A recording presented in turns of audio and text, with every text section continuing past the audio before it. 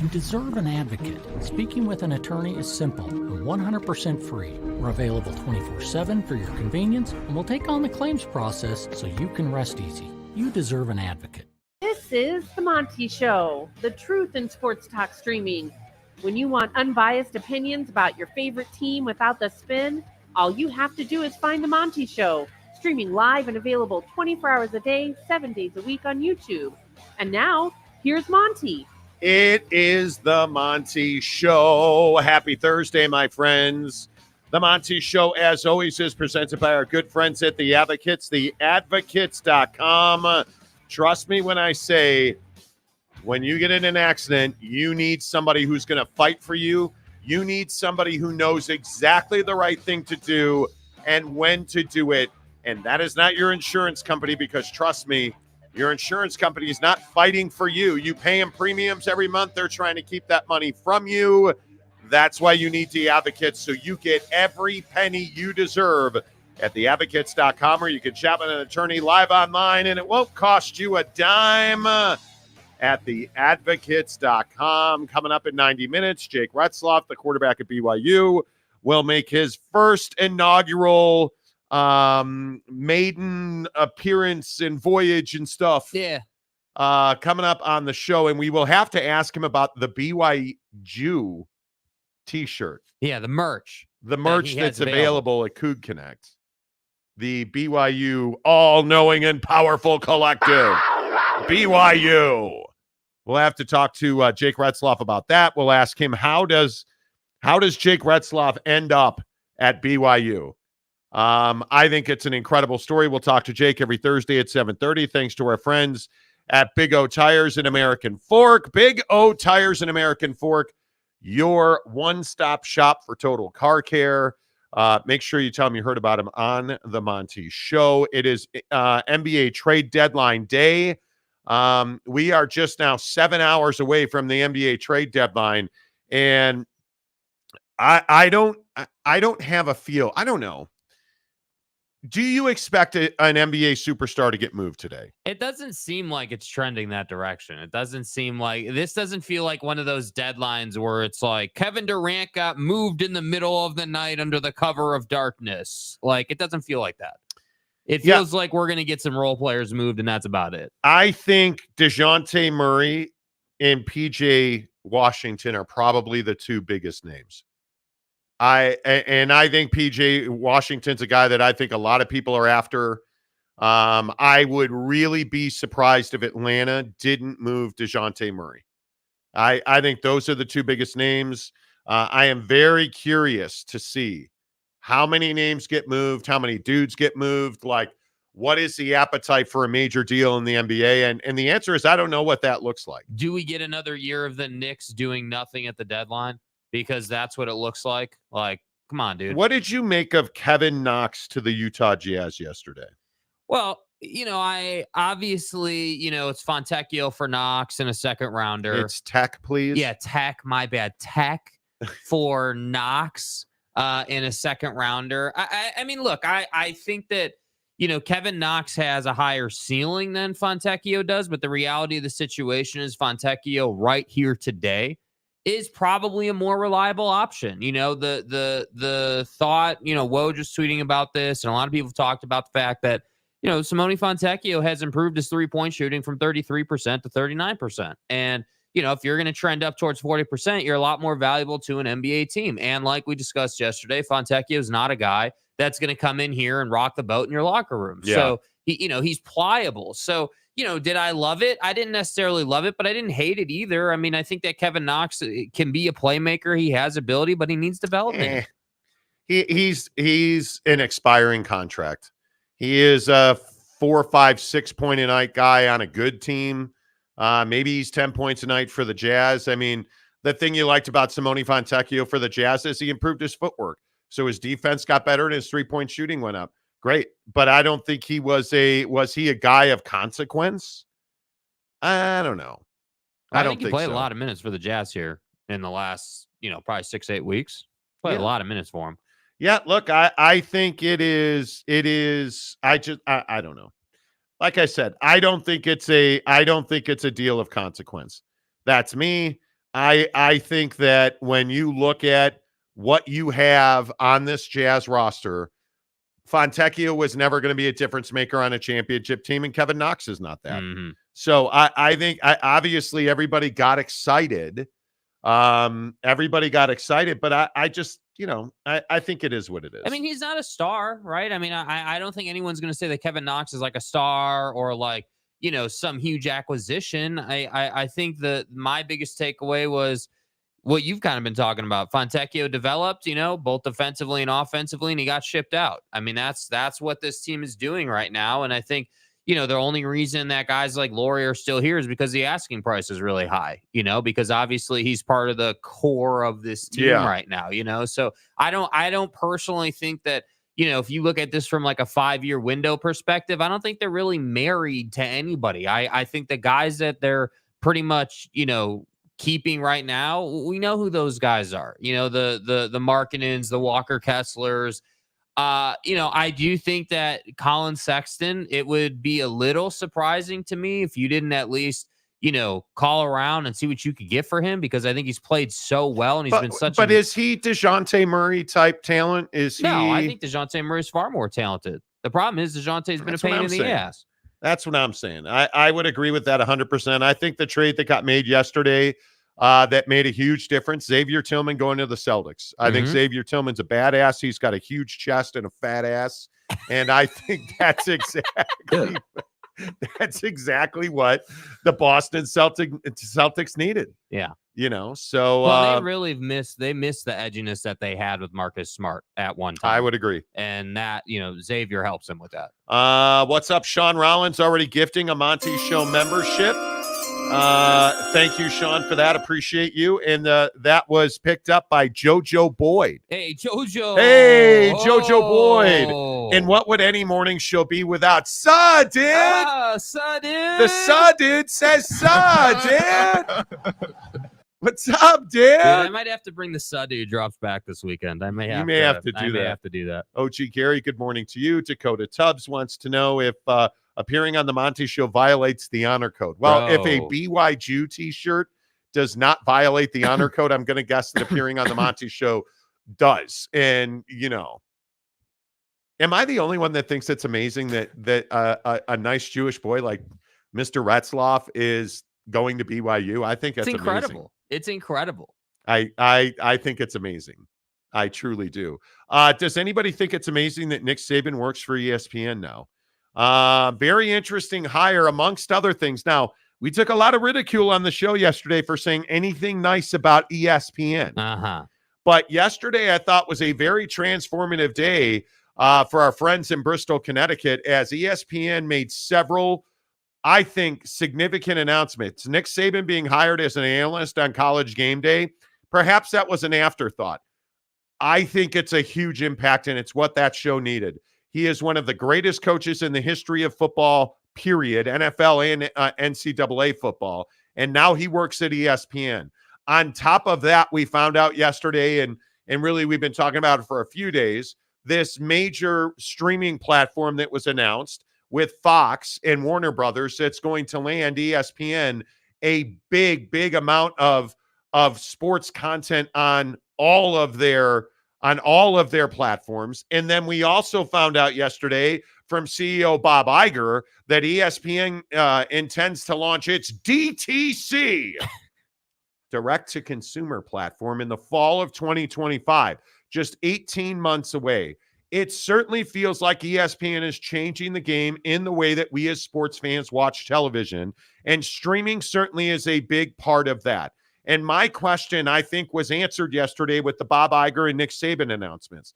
Is ESPN still the worldwide leader in sports? Jake, I don't think there's any question about that. Yeah, I think it's undisputed. I think ESPN is the top No, wait, dog. that's on Undisputed. Oh, my bad. On Fox. My bad. Sorry. We're talking about ESPN. My bad. Sorry. Entertainment and Sports Programming Network. Right. Okay, got it. Sorry. My bad, guys. No, I think ESPN is the top dog. I think they've been the top dog. They're going to continue to be the top dog. And I think, when you look at what they're doing here, they're sending a clear message that they prioritize the consumer. And I think they're doing that in a couple of different ways. Number one, obviously, the merger, the team up with Fox and Warner Brothers is huge. That we talked all about that. That on its own, I think could have been an announcement that filled up the entire week. Then you say, hey, we're going to launch our direct-to-consumer service so you can get our product even easier. So if you weren't interested in having Fox and Warner Bros. Content and you just wanted ours, we're going to have that for you in 2025. So they're checking the bigger box. They're checking just the ESPN box. And now they're checking hey, we continue to get the biggest and baddest personalities in sports on our talking head shows. And I think it's brilliant. I think that, we all kind of saw this coming. I remember talking about it, 2 months ago when we saw Saban going on Pat's show constantly, once a week, every single week. It made a lot of sense. Hey, he's going to replace. He's going to jump on to game day, and they're not going to look back. And to me, I think it's a great move. And I think for Nick Saban, his hunger for football, I don't believe is dead. But I do believe his passion for dealing with the portal and NIL is why he retired. His lack of desire to deal with that is why he doesn't want to coach anymore. So I think for Nick, it's a great fit because he still gets to talk football. He still gets to be ingrained in those conversations, but he doesn't have to deal with recruiting and fundraising and all the nonsense that comes with being the head coach of a national championship contending program. So to me, this is brilliant out of ESPN. This not only keeps them as the top dog, but I think widens that gap. Like Fox may be involved in that merger, as I call it, that team up, but Fox isn't even close, in my opinion, to ESPN. Like I remember talking about, hey, do you prefer big noon kickoff or game day? If that's all you have on ESPN, you're not doing a good enough job. And that's why I say this type of behavior out of ESPN is why they continue to be a juggernaut in the space. So I think the next development in this conversation is, what all does ESPN's DTC service look like in reality? Direct to consumer. Direct to consumer. We're for real using big words. You know what I mean? Like what? So yeah, it's going to be direct to consumer. But I'm curious, what's the great innovation inside of that? Because I expect that out of ESPN. More to the point, and I think this new streaming platform that we talked about yesterday, now we're starting to hear that we're looking at $35 to $40 a month for this standalone sports streaming platform. Are you paying that? Yes. I absolutely am paying I'm paying that. That's a price. No question. That I don't even have to think about. I'm like, yep, doing it. No problem. Don't even. If you give me YouTube TV and this streaming platform, I am probably good to go. Yep. Am I going to pay for the NBA League Pass? Probably. I am an NBA nut. Yeah. So yeah, I probably will. But I think it'll be interesting to see like this ESPN direct to consumer thing and what that means. It because I know it seems like a big terminology. It just means that ESPN is going to take everything that they do on your cable or satellite channel, and they're going to put that into an app that you can get directly to your TV or your smartphone. Mm-hmm. And you're going to pay them $20 a month for it. And the total list of what's going to be included in this came out yesterday. Like, obviously we could understand, okay, these are the entities involved. We can expect this. But when I see the full list and I see things like Tiger Woods and Rory McIlroy's new league that they started being involved in this, that's the type of over-the-top thing where I'm like, yeah, that makes the $35 to $40 worth it. Because the reality is, like, we don't talk a lot of golf on this show. Like, we did some live, and we'll occasionally talk about Tiger, but we really like golf on this show. We golf ourselves. Like, we watch every tournament. I assure you golf will be on the TV today. And so the fact that I get that kind of one-off stuff as part of that is absolutely insane to me. Insane. I don't know. I don't know why this hasn't happened yet. I guess that's the thing that I come down on is I don't know why this has not happened yet. Because it is, if you right, do we all agree? And I don't know what's up, Drew Dozer, who's in now. Do you guys all agree that streaming's the future? Like, I think largely right now for most of us on this show, streaming is the present. Like, I don't have cable or satellite anymore. Streaming is the present, and it's only going to get larger. And I thought it was pretty incredible that you look at the Disney numbers yesterday, the streaming numbers, the profitability numbers. Streaming is now profitable for Disney as an entity, which is pretty amazing considering the losses that Disney was taking. And they're profitable after losing 1.5 million subscribers with their price increase. Mm-hmm. And they're still profitable. It's amazing the way that we as consumers and Americans, and I think it's probably global, but the way that we as entertainment consumers have changed. We've completely changed the way we take in movies, TV shows. I mean, 100% we've changed it. Absolutely. And I think that the question in the early days of streaming was, can the streaming experience replicate the TV experience, the cable experience?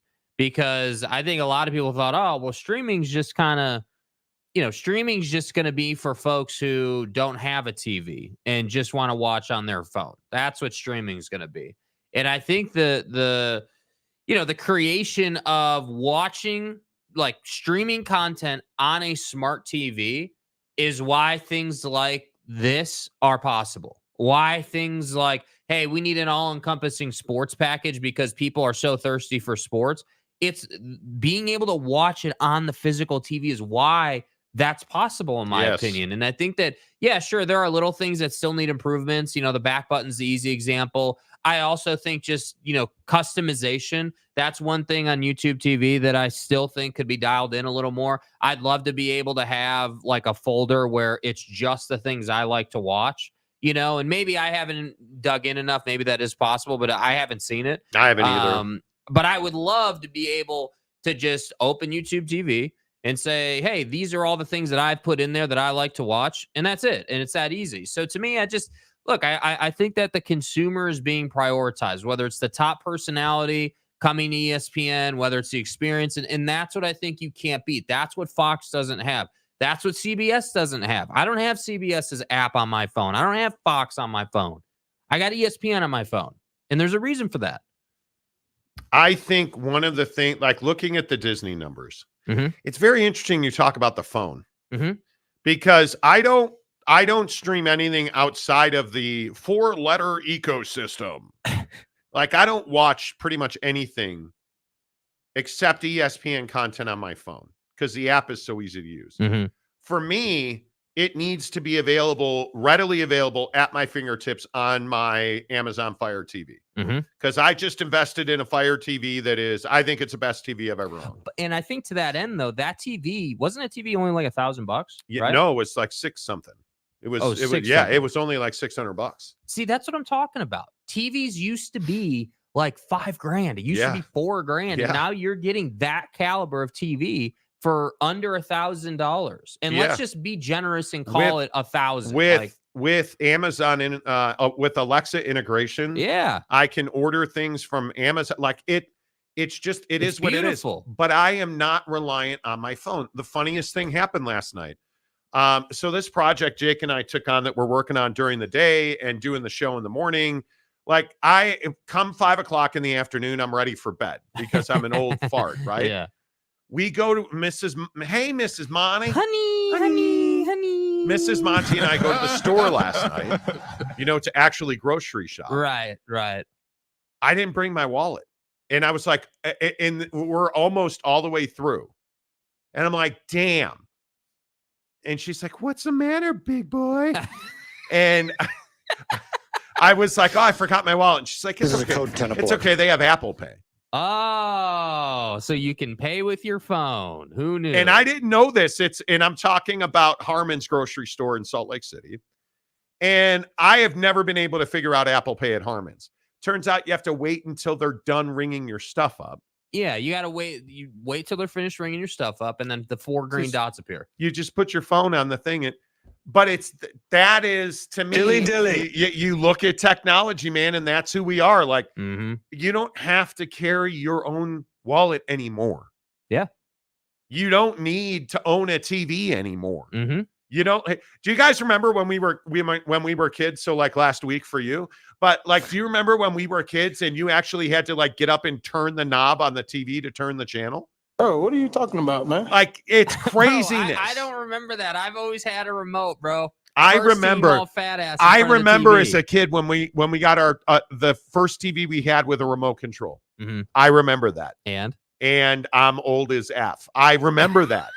I was excited about it. Like, I remember having antennas. I remember putting foil on the tip of my antennas to get better reception. And yes, it worked. I remember blowing dust out of Atari cartridges, and it made a difference. how much does not having a remote change the TV watching experience? Oh, it sucks.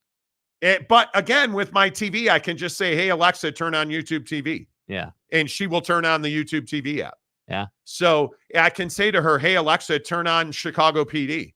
And she will pull up the latest episode of Chicago PD. Dude, it's so nice. It's wild. It is wild.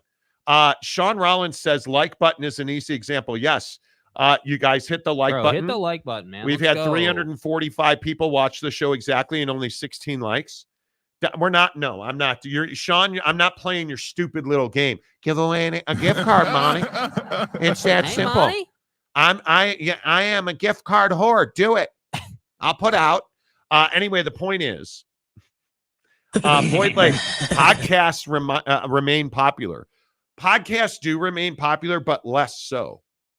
And the funny thing about podcasts now is people want to watch your show on TV. Yeah. That's the overwhelming trend. I think it's something like 70% of our viewership is on a television now, Mm-hmm. which And is that's changed wild. a ton. Which is wild. Between YouTube on TVs and Spotify, I mean, it really, the funnel is very much closed on where people watch this. Harry Austin, what's up, Harry? TVs are so cheap, but you also turn them over sooner as they become outdated. Dude, excellent point. Great point. So I had a rocket ship TV. Man, that was a good TV. I dude. had a Samsung. Yeah. I can't remember. I think it was 90 inches. And I measured, never mind. I had a huge TV. And I think after 4 years, the internet card in that TV was too slow. So it struggled to stream. So when I cut the cord, this is why I got a new TV. Yeah. I cut the cord and I could not stream live sports on television because the internet card in that rocket ship of a TV became obsolete. Yep.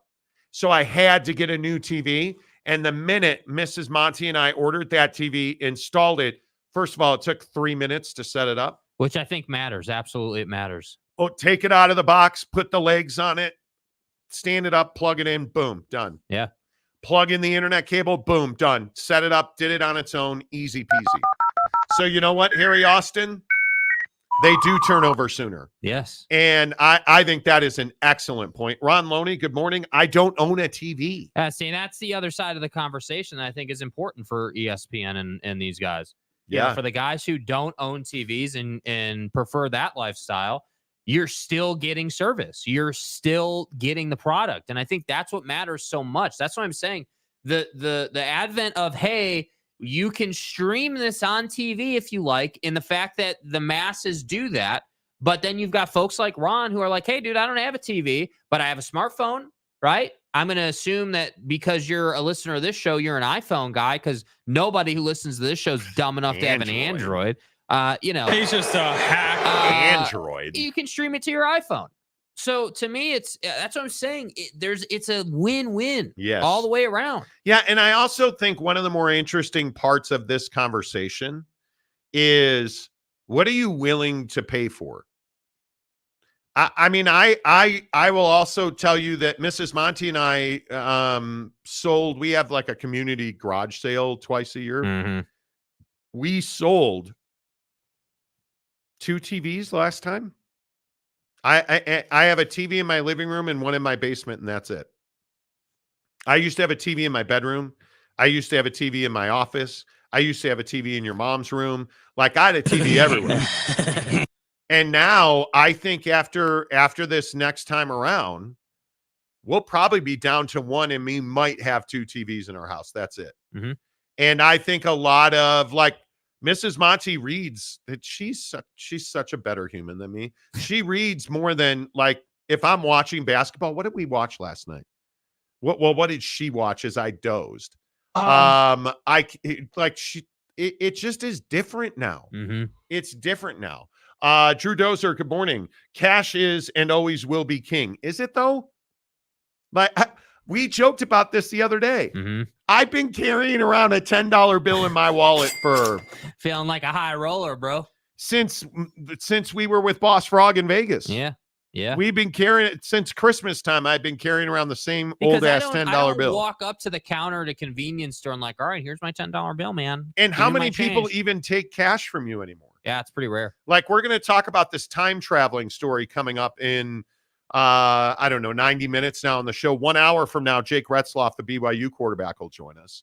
But we were talking about time travel. People now don't want to handle cash. Like, how long is it before everybody is cashless? How long until everybody is cardless and it's all phone pay, right? Until hard cards go away. Yeah. Drew Dozer, I remember. Okay. Cam Harrison, good morning, my friend. We had the big, heavy TV, which took like 3 guys to lift. Remember that? Yes, remember the big console TVs? Oh, my God. Do you remember the TV we had in Huntington Beach? Yes. We had this that big thing was a juggernaut. Like mirror reflective projector. My God, that thing weighed 1,000 pounds. Dakota Tubbs, don't miss those cathode ray boob tubes. Those things were so heavy. Yes, they were. Yeah, they were. Harry Austin, turn the channel, and if you broke the knob, you put a pair of pliers to change the channel. Needle nose or traditional? Again, I have a story about that. We were doing something, and I threw a baseball inside our house and broke the right. You know, there was like a stack of knobs next to the screen. The baseball hit that stack of knobs and broke you could fine tune, if I remember right. You would turn the channel and then you could fine tune it. I broke the fine tune knob. Damn, bro. Yeah. Which would be better than breaking the screen, though. Terrified. Oh my God. Terrified. Chad Carter, what's up? We had a TV with a remote connected to the TV with a cable. Oh my God. So did I, dude. with a cable. Dude. I remember that. It was like a corded connected remote. Yes. Ron Loney, no Alexa in my house. Satanic spy machine. Okay, Ron. Okay, that seems a little aggressive. God bless. You know, watching sports on my phone is terrible to me, UW fan Jim says. I do watch it on my PC. I have a 32-inch monitor and sit 2 feet away. Yeah, see, that's pretty slick. Which is why you're blind, you know. Boyd Lake, what's up, Boyd Lake? The SEO king of America. Hit the like button. Don't hit it twice. Exactly Seriously. right. Hit the like button once. We're at 500 views and we have 31 likes. So let's keep rolling. Washington State Go Kook says, if I'm going to listen to Monty and J2H, then I want to see them. So beautiful. Dude, thank you, dude. That made my day, man. Thank you. That was really, something, that means a lot, dude. Vogue. This quarter zip has gotten so big that I hate wearing clothes that are too big. Makes me crazy. Bailey Dietrich. ESPN, the only channel you'll ever hear Paul Feinbaum and his SEC and Roll Tide talk. And Greg Sankey, Skanky, please. Roll Tide! What did Greg Skanky say again yesterday? Not trying to get rid of the NCAA. Ferris Com, we don't read your comments anymore. Cam Harrison. This is your beloved. LMAO Android. Nobody has Android. Roger Dodger. What's up, Roger Sales? No Androids? Did you sleep on the street overnight to get a phone? Oh, see? What the fuck are you talking about? about? See what he did there? I see what you did, Roger Dodger. I would to get a new iPhone. Dakota Tubbs, we should all be willing to pay for the Showgram members only group. Facts. Well, and the members only group is pretty amazing. Bonnie, please. Ken Williams, the cowboy. Kenneth. The cowboy. Yeah. All hat, lots of manure on his boots.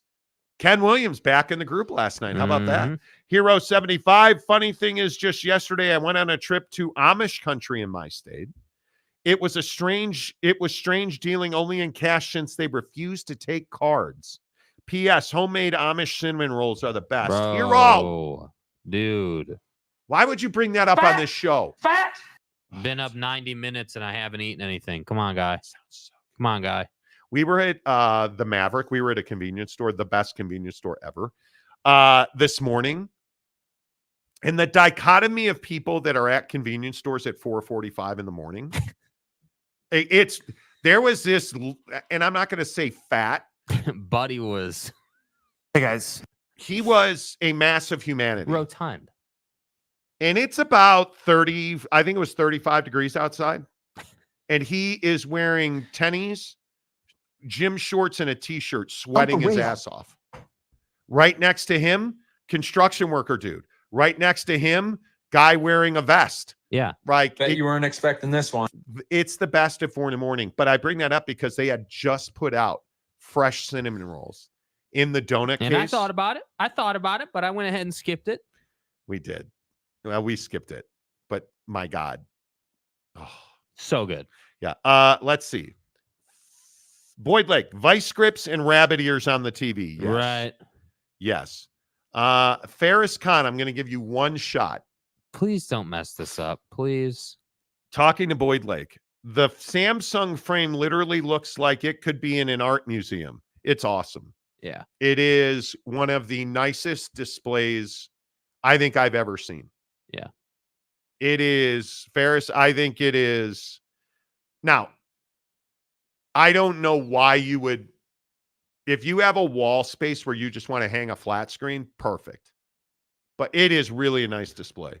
All the guts are in a separate spot. It looks like a picture frame, so minimalistic, it's awesome. It is the quality of the display is unbelievable. Top notch. Yeah. Roger Dodger, I have a 15-year-old 70-inch plasma TV, which is the best picture. It won't die. I hope not. Better not try to stream. Hope not, right? Boyd Lake says, I want to go to that Norman all in my living room. I want to get that Norman all in my living room. Okay. Okay. Let's see. OG Gary, remember the 25-inch Panasonic TV with the buttons on the front? Battery die on the remote? No problem. Get up and change the channel. Dude, do you remember the first, I don't remember what, it was like a Walkman. We went on vacation. We went on like a family truckster vacation. Mm-hmm. That was 1983. And I remember for that trip, my mom got me a Sony Walkman. I thought it was the greatest thing ever. Mm-hmm. But like a year or two later,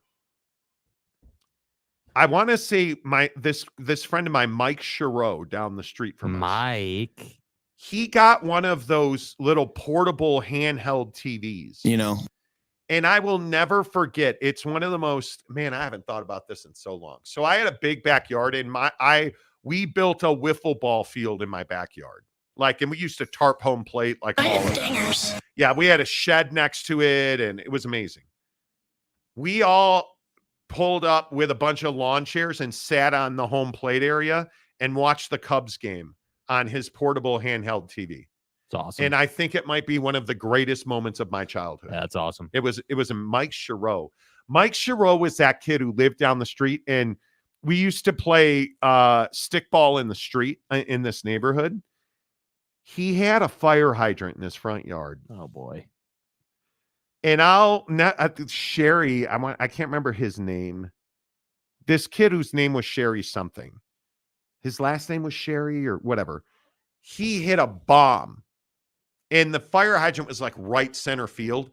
Mike Chiro, who was just that kid who running was effortless, ran right into the fire hydrant. Oh, dear. Oh, my. While looking up at that wiffle ball he never caught. Oh, that was the worst. Final. That was Back is broken. I did not know that balls could explode like that. I broke my back. And I'll just leave it at that. Dakota Tubbs, ESPN, you're one place to watch all of Gary's favorite teams. Man, it's amazing. It's amazing. Ferris Khan on the brink of being banned. I hit the like button 4 times just for that, Monty. See what I did there? Like, unlike, 5 times. 5's the number. Joshua Mose getting fit this morning to the Monty Show. Thanks, guys. Go, all right, baby. let's go, buddy. Let's go, baby. Be healthy. LG is the best TV, period. Get a clue, boys. Okay. Seems a little passionate. I don't know. The Fire TV I got, I never thought I'd like one of those TVs, and I think that's amazing. Yeah. Shout it out. Sony, Samsung, LG, where are you guys at? Bailey Dietrich, does anyone remember having small TVs in the kitchen that would hook up to on a drawer? I don't, but I remember having a small little square TV that just sat on the counter. My mom would watch the news while she was cooking dinner. I remember that all the time. All the time. Matt Ritson, don't see TV repairmen anymore. TV go dead, go buy a new one. Yeah, Facts, absolutely. Dude. Facts, dude. Facts. I can't think of the last time I had a guy come out and fix a TV. Uh-huh. Like, I don't know that that's a thing. So, real quick, Nick Saban on ESPN. Are you excited for that? Do you think he'll be good at that? I do think he'll be excellent at it. I think that Nick You do? is. Yeah, I think.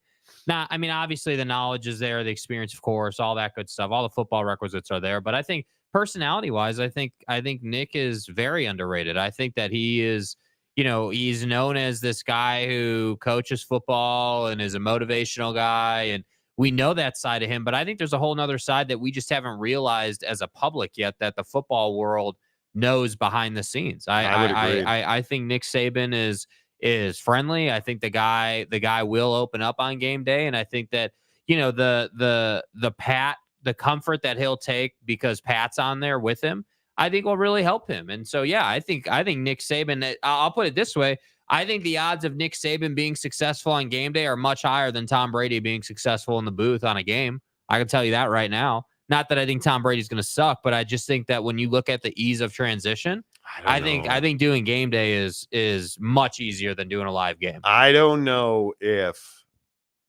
I think Nick's going to be great. I think Tom Brady's going to struggle. I think he is just such a but he if he allows himself to be free and just talk football, I think he'll be great. Mm-hmm. But so many dudes get on TV and they're like, "Oh, I have to be Tom Brady, the brand, TB12. What's the shoe brand he went to? No Bull. Yeah. Oh, Tom Brady, no Bull. Like it. Okay. I'll be interested to see how that works out. Yeah. Because I'm not convinced that Tom Brady is going to be great on TV. Yeah, I am convinced that Nick will be really good. Well, the Pat McAfee interview that you mentioned before, I think it was a really good precursor to that. There's no question about it. I think Nick Saban's going to be great. Yeah, I do. And again, to kind of put a wrap on this whole thing, I think ESPN.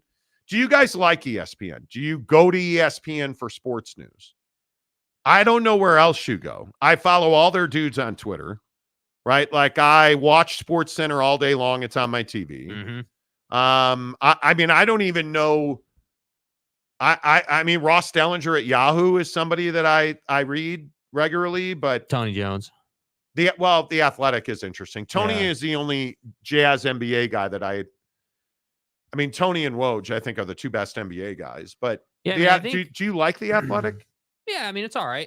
I think it's pretty reliable. Yeah, I think that it's not my first thought when I want news, but it is it's on the list. And I think, the other guys that I'm trying to think of guys outside of the ESPN world.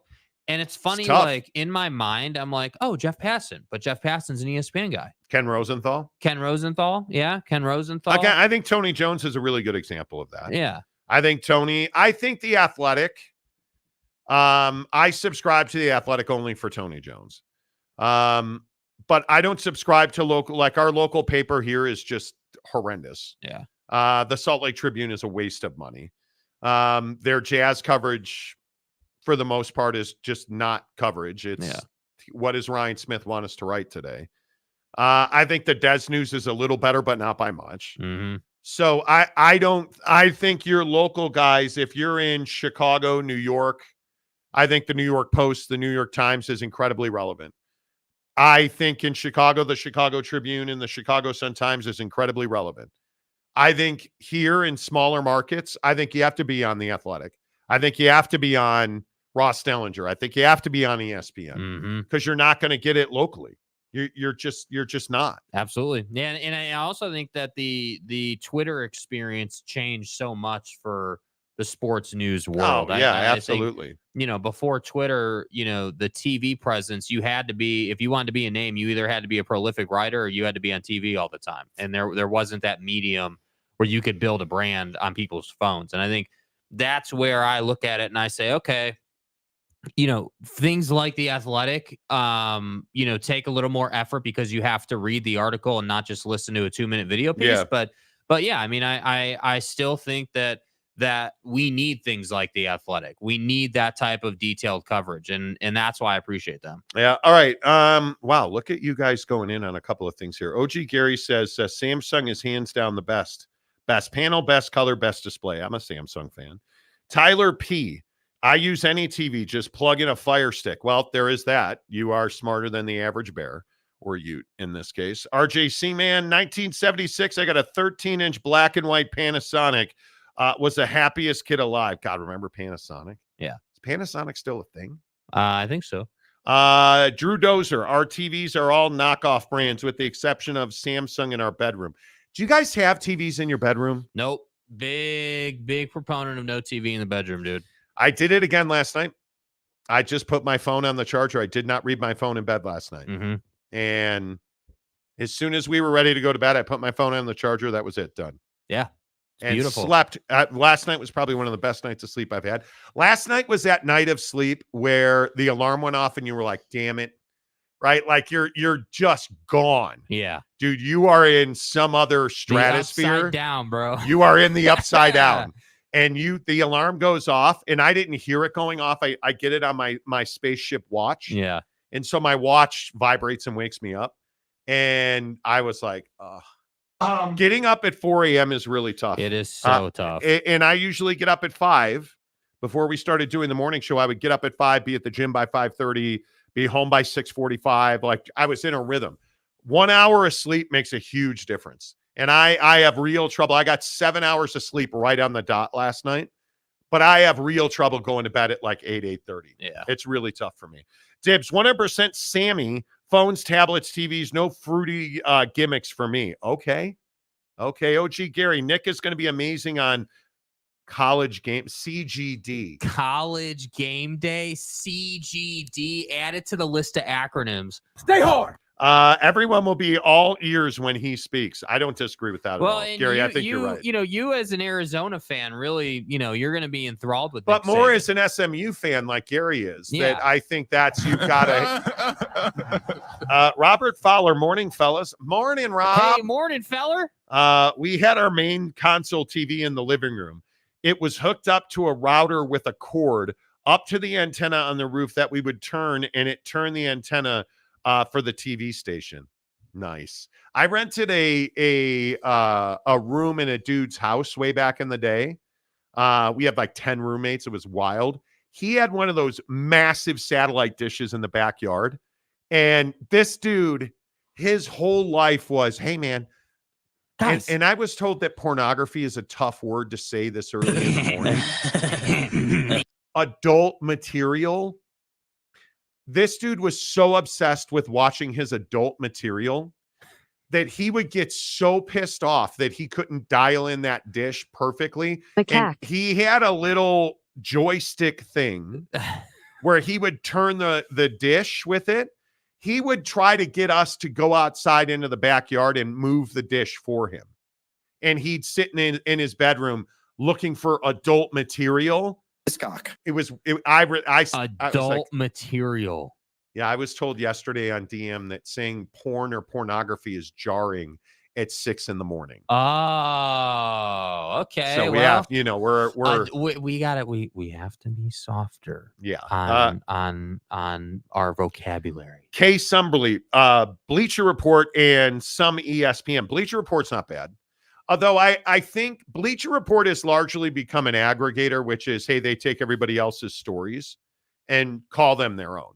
I think Bleacher Report's okay. Bleacher, you know why I like Bleacher Report? Chelsea Football Club. Bleacher Report just keeps you in the news cycle. That's it. It's not unique. It's just, like you said, an aggregator. Yeah, it feeds my Chelsea Football Club obsession. Yeah. Sumbry. So, yeah, I agree with you. UW fan Jim, Saban cares more about college football than almost anyone, and I don't think he will be overly SEC biased. No, I don't think he'll be biased either. I agree. Dozer says ESPN is still the gold standard, unfortunately. Why unfortunately? Why is there this thing where people hate ESPN? I don't know. And I understand that there was the Jameel Hill season where, and I say season, where there was just drama. Always drama. So, Sean Rollins, almost a $10 chat. I'm headed to work, fellas. I've got to check on my LLCs and this lawyer I haven't caught up with yet. Okay. Appreciate you, man. That sounds expensive, bro. Sean, have a great day. I appreciate you. Mad Cat says, good morning, Monty Crew. What's up, Mad Cat? Good to see you. Nightmare says, I think so many of us will end up buying the new streaming service. They make money and we get all the sports we want to watch. Win-win. Facts. Totally agree. Facts. And then again, totally agree. $35 to $40 as the alleged price is outstanding. Yeah. If that's, I mean, that's elite pricing. I think it's going to be, I think the $40 number makes a lot of sense. Tyler P, don't watch FS1 or ESPN. Just get my sports news from X. There's a lot of people with you. Jim Rome announced the other day that this is his last week on CBS Sports, and his video product will only be on X now at some future date, which I thought was weird. Yeah. His radio product unchanged. I think you make a great point about the non-compete. He could very easily have a robust non-compete that he's got to wait through. Dozer says ESPN on 3, YouTube pods, college football on Fox, etc. On 3, I struggle with their credibility. Yeah. I really, really struggle with their credibility. They throw some stuff out there and yeah, I don't know. Like they're the ones that were leading the Jim Harbaugh is staying at Michigan line comes like, yeah, they were pushing that so hard. He didn't stay at Michigan. Nope. Dakota Tubbs, I have a feeling Tom will not be nearly as good as Tony Romo in the booth. Tony's okay. Yeah, Tony's okay. Tony was much better in his early days than he is now. Tony's okay. Jim Nantz is killing Tony Romo. Yeah. In my opinion. Streaming seems like a growing side hustle for sports writers. Absolutely could be. Well, absolutely that's part of the problem. Like everybody and their mom does an hour-long episode and says they're doing a full-on show now. And I think that there's not enough, there's not enough appreciation for doing an actual show versus just putting a camera up and sitting in front of it and giving your random opinions on random different things. Yep. Dakota Sub says, don't go soft on the vocab. This show stays hard. Stay hard. Porn. That's right. Giggity. Good morning, fellas. Giggity. Good to see you. Boyd Lake. Jake's been working on that Jim Nantz quiet golf voice. We can't say porn. We can no longer say porn or pornography or sex or F me. Because this is the Monty Show radio network. We don't have sex on this show. We make love. That's right. OG Gary. Oh, you're talking OLED? RJC, man. Yeah, they have a good panel there. I have a mini LED 8K. What do you do with 8K? Bro, what? Gary? Wait, hey, look, bro. Hey, guys. We've got to get those Gary, 3D TVs. Dude, I hate to say this to you, bro. Get your glasses. You having an 8K TV is absolutely on brand for you, bro. It is. Look, guys, bro. It is, dude. Bro, listen. Look. I've got the SQ5, and in the back, I've got 8K, brake lights, and there's nothing like some halogen 8K supernova, things to turn on your mom's headlights. Like it's who I am. It's what I do. Real. And I was thinking the other day when my favorite Syracuse football team was playing, and I was watching them on this 12K TV that I have buried with the level surface of my paver patio in the backyard. I was anyway. Let's see. The nightmare. Saban being on ESPN still allows him to be in the college football world, but less stress of recruiting and coaching and NIL. Yes. So Gary, there was a period of time where ESPN went full woke and people were turning it off. Okay, Gary. Or turned off by it. The word woke. Nightmare. $40. Take my money now, Monty. Hey, Monty. What if we charged you guys $40 to watch the program? How would you feel? Probably not good. Stepanik, good morning to you, sir. $40. Tyler P, I think if you're a fan of any big market bandwagon team, ESPN is great. Damn. Look, if you're a Laker fan, ESPN's where you go. But if you want Iowa to be in the top cut, ESPN's not the place to go. Because we know they'll never be there. So not being in the top cut. Robert Fowler's here. You should relax. I'm just saying. Gigaddy, when Jim Rome going to do when Elon kills X for good? What's he going to do? I have no idea. That was one of my questions.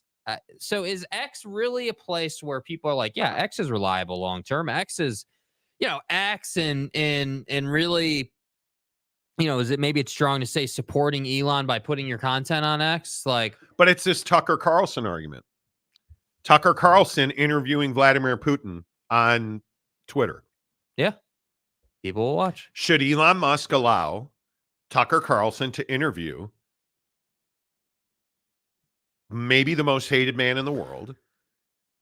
I don't think even arguably our biggest enemy in the world in Vladimir Putin. Right. Should X give Tucker Carlson a platform to do that?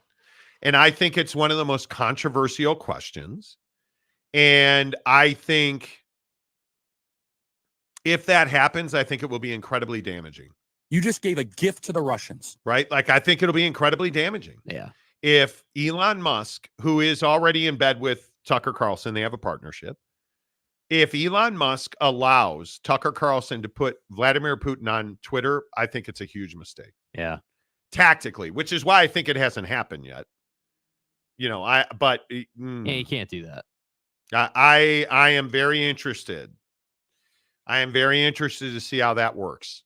And my guess is that if all the rumors are true that Elon is in favor of that, I think that could be incredibly damaging for Twitter. Yeah, I just don't know why you would push the guy's narrative. Like why and would why you have him on? But furthermore, if you're Elon Musk, at some point doesn't making good business decisions matter?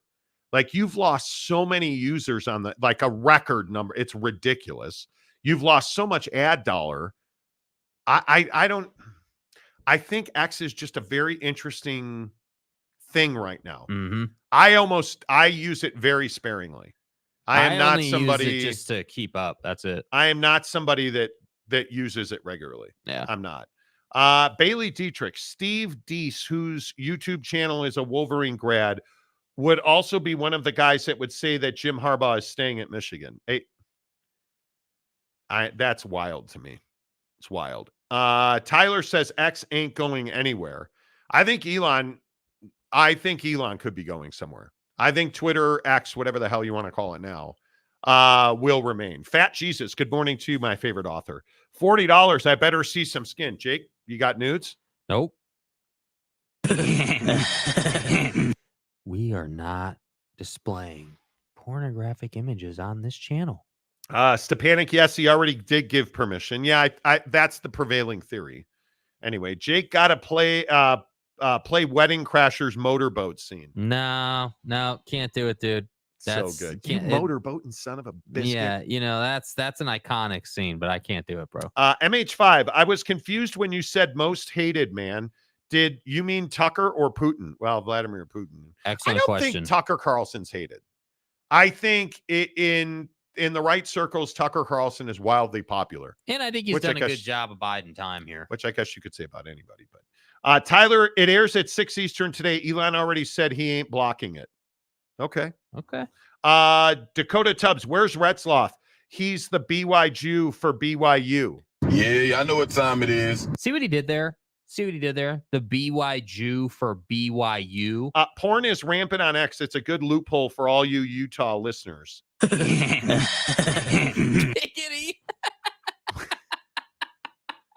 I don't get it. That's a play on the fact that Utah is legislature where you can't watch prawn in this state, Yeah. I believe that if everyone gets access to ESPN or sports in general, everyone gets a chance to find what they want while ignoring reality TV shows. Facts. Reality TV shows aren't worth it. Okay. Hey, man, I think it is. Listen, it's funny you bring that up because we are going to talk about Kim Kardashian coming up on the show. Is Kim Kardashian still one of the sexiest women in the world? Visually speaking, yeah.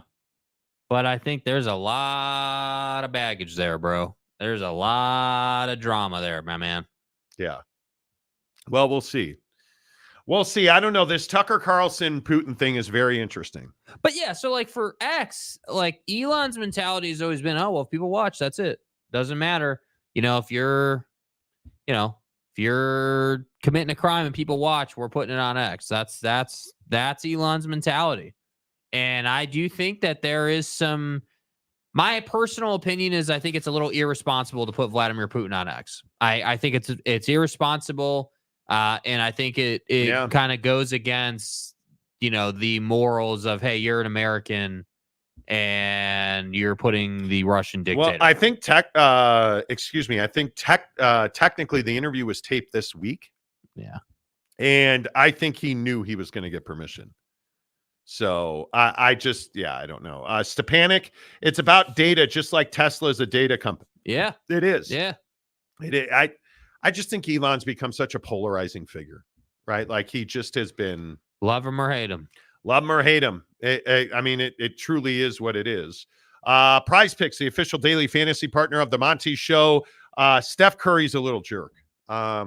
Lil.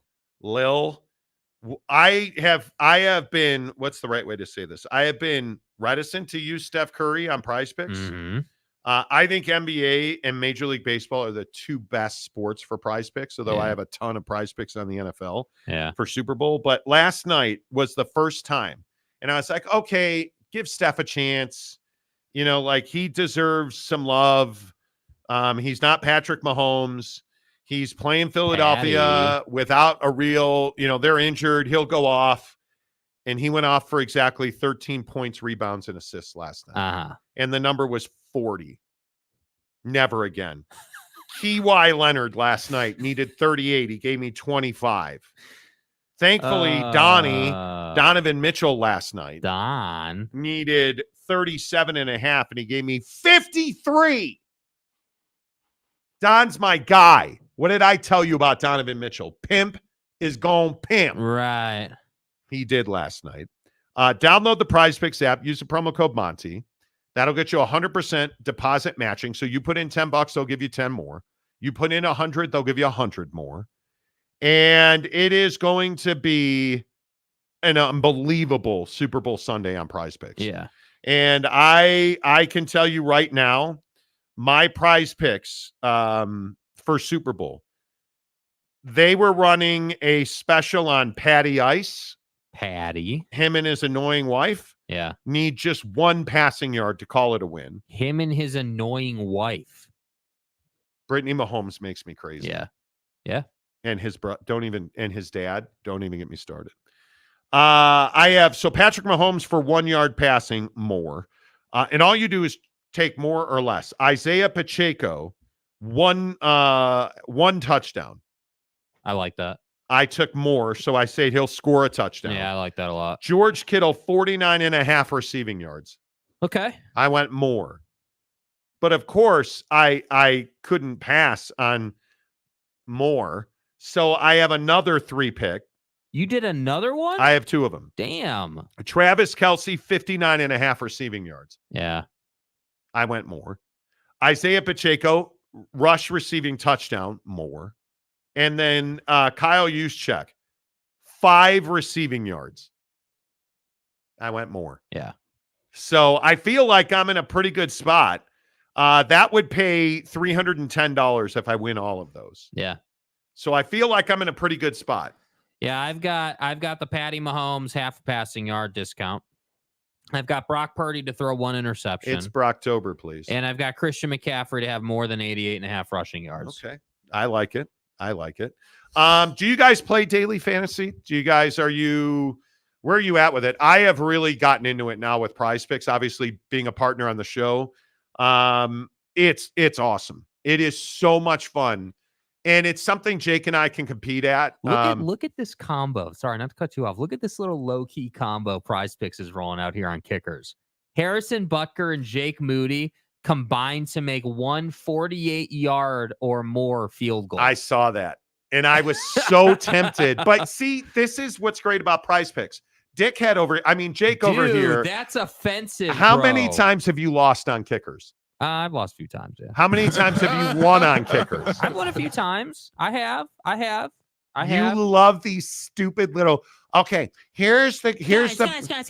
Prize Picks wager. Okay, I need Caitlin Clark to hit 9 threes, and then I need Kenny Gobloja to get 38 kills on his Call of Duty game, because they do Call of Duty as well on Look at my Picks. boy Jay DMing me his Prize Picks right now. Listen to this.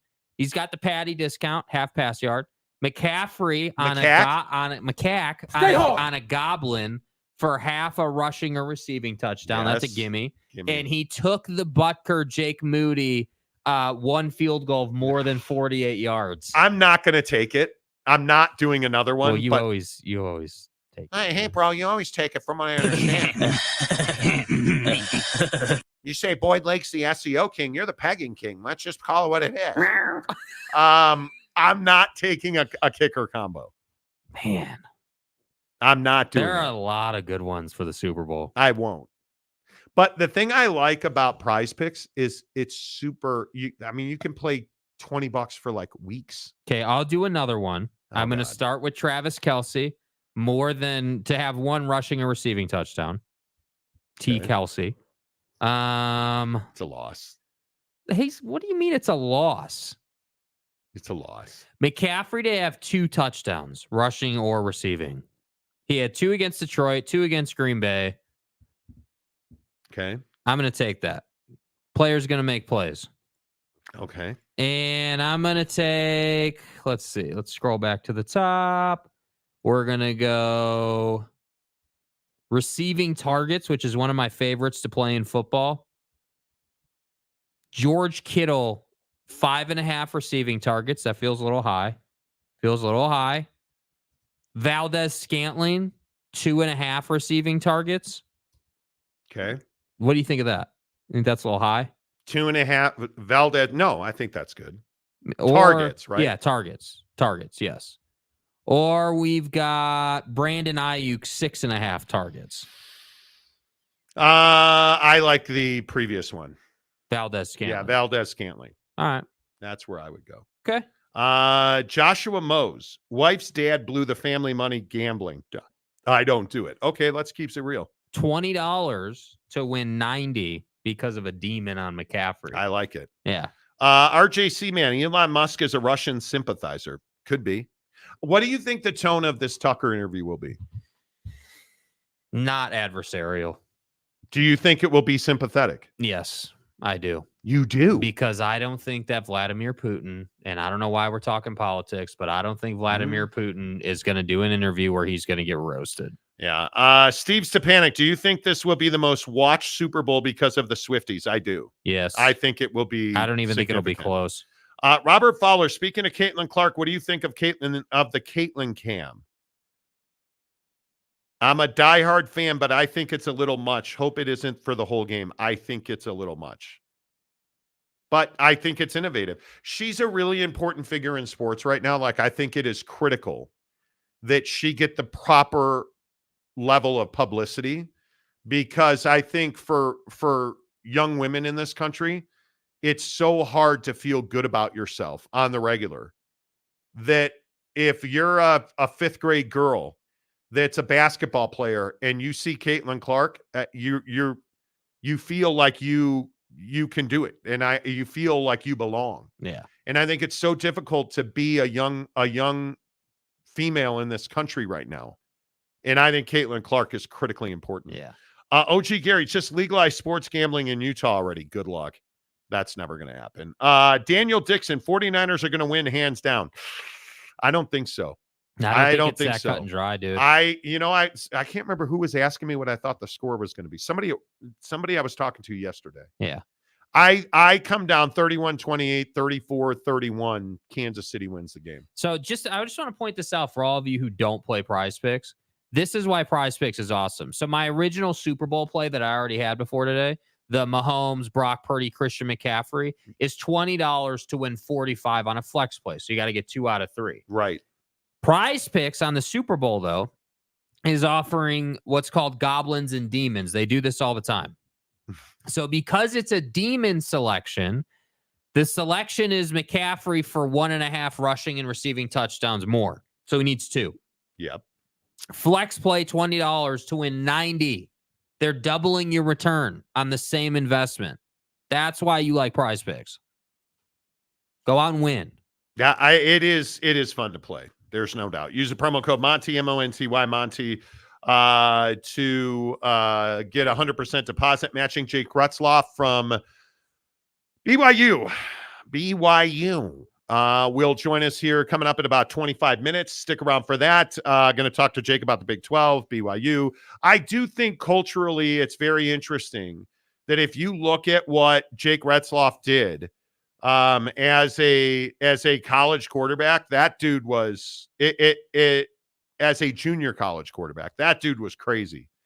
And I'm very curious to see what kind of shot he gets at BYU.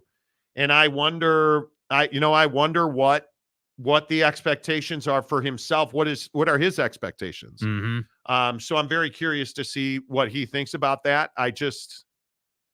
I think it's such a good story, and I think BYU has such a difficult, road to climb to compete in the Big 12. I just think it's such a good league. Yes. Elaine Tran, Caitlin Clark is the GOAT. Angel Reese is a joke. Angel Reese is wildly talented. She is. I think she is a bit controversial, but I'd rather have personality than none at all. OG Gary, LSU women's basketball playing Vandy tonight. So why are you watching? You're not a LSU fan, dude. We know you're not. I thought you were a Creighton fan, though. Yeah. I mean, I don't. I just don't get it. KC Boss, Chiefs, and the money line. Why stop now? You shouldn't. Don't stop. Sandusky, Ohio, bro. Caitlin Clark can't win it all. Well, she can. Will she? I don't know. That's a tough thing to do. Looking forward to seeing Swift cry. Daniel Dixon Damn. says. Wow. Okay. Jay Brandon says Chiefs 27-17. Nah. My biggest question about the 49ers, and let's get into this ahead of Jake Ratzloff. Yeah. My biggest question about the San Francisco 49ers is what are they as a football team? Because you dominated in the regular season. You were under 100 yards, giving up the run.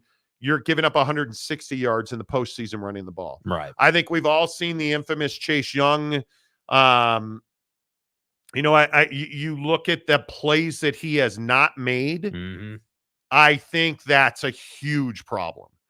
And the problem now for me is trusting the San Francisco 49ers and trusting this defense to play to the level that they're capable of when you see Chase Young taking plays off.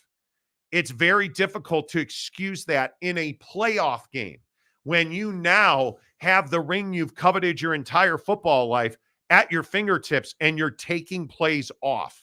Wild. I don't know that I trust the San Francisco 49ers to win this game. I think, again, it's this concept of can the Chiefs defense get Brock Purdy to make a mistake early in this game? Because we've seen that, like in the Lions game for the 49ers, he made mistakes early and they had to run the Lions down and they had to come back and have a huge second half and do those things.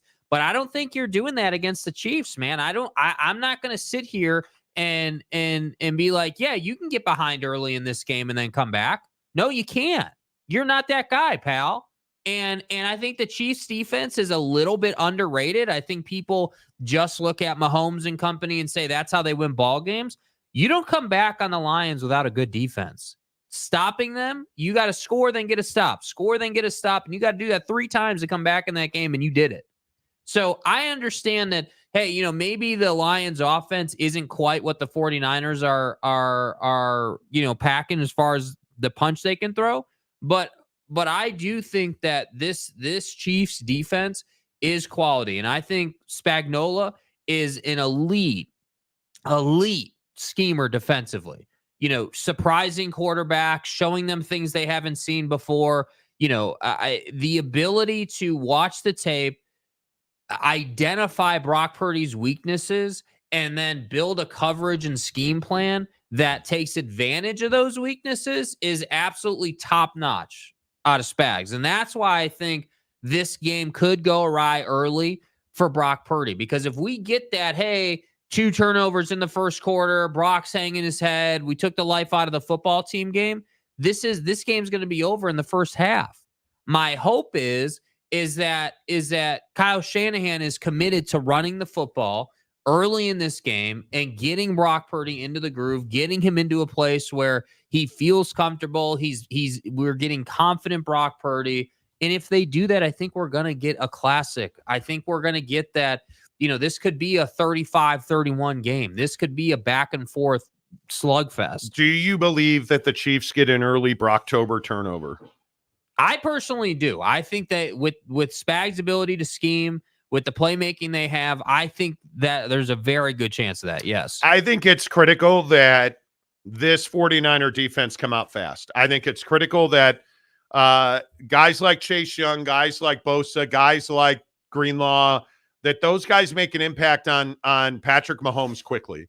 Because if they don't, and if Isaiah Pacheco gets a touchdown on that first drive, and the Chiefs have been really good on their first drives of late, if they go down and they do to the Niners what they did to the Ravens, this is going to be a very long game for the San Francisco 49ers. Facts. I think it's very difficult to control your emotion early in games, especially in the playoffs, especially in the Super Bowl. The Chiefs have been here multiple times. This is not new. This pressure is not weighty on them. I think it's going to be very interesting to see how the 49ers come out. How does a guy like Brock Purdy deal with expectations? Because justified or not, there's a lot of people who question his ability to lead this offense to a Super Bowl championship.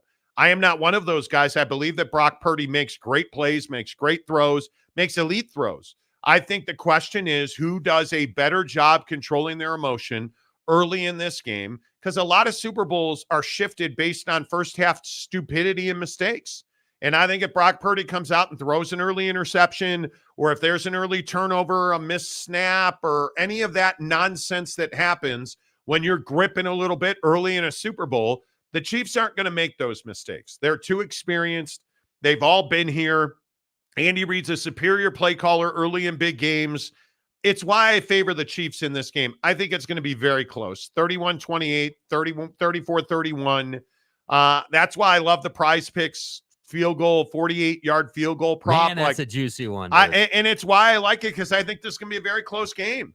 And, I just don't know. I just don't know what is the matchup where I'm like, yeah, I got to pick the 49ers here. I feel like the 49ers, yep, they're the team you're going to And I think, I don't think so. With the kickers, I think it's really interesting. Like, Jake Moody has shown a propensity to miss the 35-yarder, right? Like, he'll push it to the right sometimes. He's done that many times. Yes. And I look at Harrison Butker, and I look at him, and I say, dude, this guy can kick it for days. It's just a matter of what's the situation, because he's made multiple long-range kicks for them in clutch situations. He's not Justin Tucker good, but he is very good. And to me, you can count on him. Yes, you can. I don't have any doubt. I would have no hesitation sending Harrison Butker out there to go kick a game-winning 55-yarder. Would have no doubt about it. Would feel good about it. If it's 90 seconds left, one timeout, and we're starting at the 25, I'm just trying to get to the 40. That's all I'm trying to do. That's the level of reliability I think you have in Harrison Butker. I think for Jake Moody, I think you want nothing to do with long field goal to win the game. I think Jake Moody is fine in the meat of the game, extra points, all that good stuff. But you want to talk about that pressure, and I think it's a great point. The Chiefs have been here multiple times. Harrison Butker's already done this. Jake Moody hasn't done this to this level yet. And I think when you're talking about gripping at the end of a Super Bowl game, that's real, man. That is absolutely real. So for the 49ers, I think if you're going to win this game, you got to play from in front. If you're playing from behind in this game, you're not going to win. If you're chasing the Chiefs all night, you are not going to win this game. But if you can get that stop, just like you said, if they can come out, assuming the Chiefs get the ball first, if you can come out, get that stop and get the ball back right away, and then go down and score, that's the recipe for the 49ers to have success in this one. Yeah, I think it is. It'll be very interesting to see how Brock Purdy comes out. I mean, and the play calling, because I do think the play calling has also been very interesting. Well, is Kyle Shanahan a Super Bowl caliber coach? Because I think that is one of the biggest questions of the day. If we're asking like who's going to win the Super Bowl, is Kyle Shanahan capable of making calls in the Super Bowl to win a game? I have no doubt he is. The issue, and I think the thing that a lot of people forget is this isn't about the coaches anymore. 95% of this game is going to be won by players making plays. Mm-hmm. As simplistic as that sounds, you got to make tackles. You got to make catches. Are the Kansas City Chiefs going to drop footballs again? They say this week, I thought one of the Tuesday media session questions, it was very telling. The Chiefs recognized after, I think they said the Thanksgiving game, that they had to end their problem with drops. And they spent personal off book time working on catching the football. And the problem has largely gone away. Now, I don't know if Cap Ass is going to play. I doubt it. Please. Oh, I'm sorry. Kadarius. Y'all reading all this cap ass shit. Kadarius Toney. Kadarius can't catch a pass from Patty Mahomes. No, Tony. Kadarius can't catch a cold. Yeah. I don't know if he plays. I doubt it. Other than their drop problems have largely gone away. Yeah.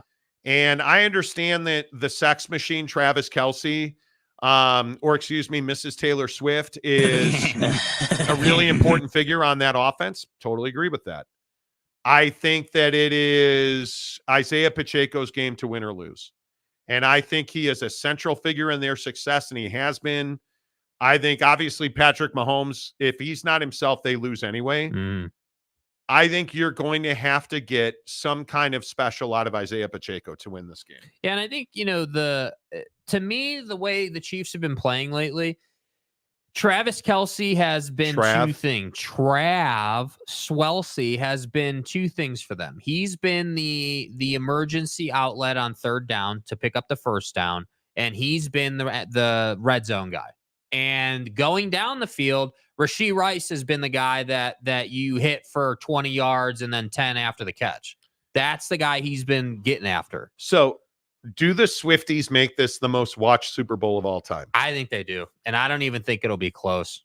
I don't think Really? I think they're going to dominate the viewership. You're here for that. Yes. I think that it is. If you look at the timeline here, so Taylor does the Grammys and then she announces a new album. And so there's this momentum in Swiftland. Oh, new album and the Grammy and oh my God, we need the kiss after the game on the Super Bowl field and oh my God. So yeah, I'm pretty confident the Swifties will be watching. They'll have their cardigans on. They'll be petting their kitty and they'll be having their little tea while they watch the game. Oh my God, just like that. Oh. I love that you just keep going. I think it will be the most watched Super Bowl ever. By the way, as part of the price of this Super Bowl, do we care that the fountains at the Bellagio are going away? Is that a loss? That's not because of the Super Bowl. Yes, it is, dude. Yes, it is. It's not actually. Well, I choose violence. Why do that? I do. I think the fountains at the Bellagio. The Bellagio. I think the water show at the Bellagio. The water race. The water show. I think the fountains at the Bellagio are iconic. And I mean, it's not like it's been a special moment where me and Mrs. Monty made love in front of the fountains. That didn't happen. But the point is, it's fun to watch the fountains at the Bellagio. Yeah. I one of the most enjoyable times I had was we stayed at the Cosmo and our room could see the fountains at the Bellagio. The Bellagio. The water show. Yeah. I do think it sucks. It's going away. Yeah. I do. Kiss my buttker, Dakota Tubbs says. Hey, you watch your mouth, sir. You watch your mouth. Stepanik, Chiefs has the best defense in the NFL and they win the Super Bowl. Okay. Elaine Tran on brand. Iowa State versus Texas Tech. Nobody cares. I do. Keith Carl, going to be Purdy to see Brock send Patrick Mahomes. See what he did there? He's combining their names to build a sentence, right? Like, gonna be Purdy, like Brock Purdy. Hey, boy, you got a Purdy arm. Brock, not Lee Harvey Oswald, send Patrick me home. Giggity. I just hope the officials aren't the focus of the game, please. Well, it's scripted, so. Please. Boyd Lake, no, the Chiefs just line up offside. Right. I get that. Right. Let's see. I read that one already. My bad. Giggity. All Purdy has to do is turn around and hand it off to CMC or Debo. How fast is Debo? Yeah. He's quick. Whoa. Devin Hester's in the Hall of Fame. Let's go, baby. According to sources.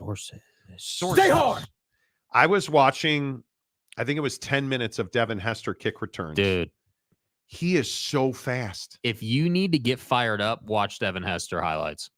But Debo running around the corner against linebackers, he is so fast, it looks like the linebacker. There's a video out there where it's the end zone camera and Debo is running at the camera and he's coming around the corner. It might have been NFL Films on NFL Network now that I think about it, but whatever.